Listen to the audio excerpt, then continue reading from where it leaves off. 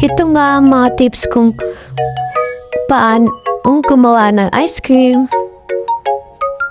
Ang una kong ginawa, hinda ko muna ang mga ingredients na gagamitin sa paggawa ng ice cream.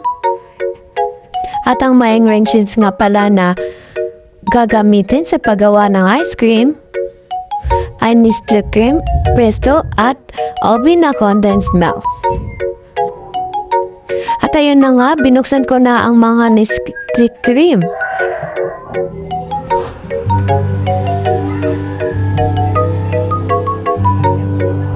At pagkatapos ay nilagay ko na sa may mixing bowl.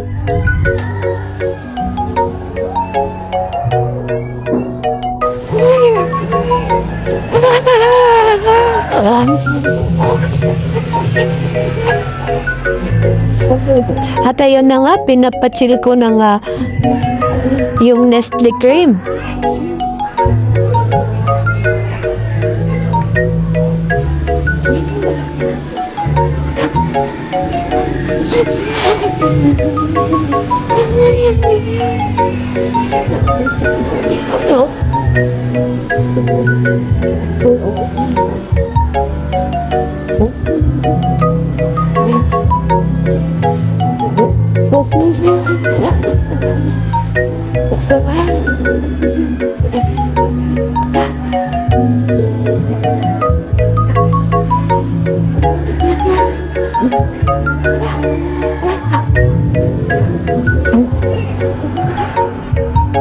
At ayun na nga, pagkatapos kong magpatil nitong Nestle cream ay nilagay ko na nga itong condensed milk.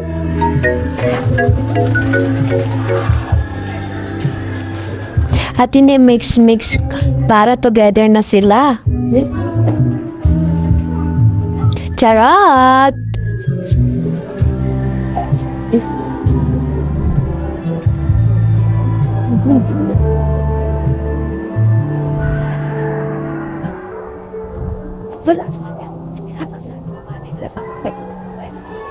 At dahil nga nag-mix na, inilagay ko na nga ang mga dinurog na Presto.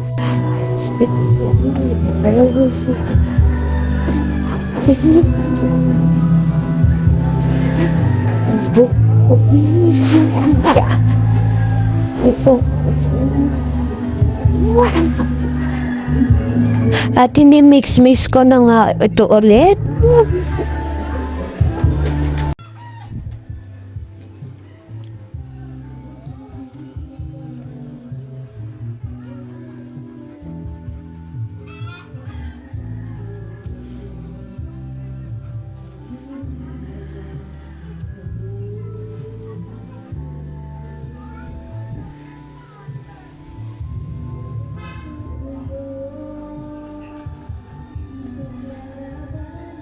At pagkatapos nga nito ay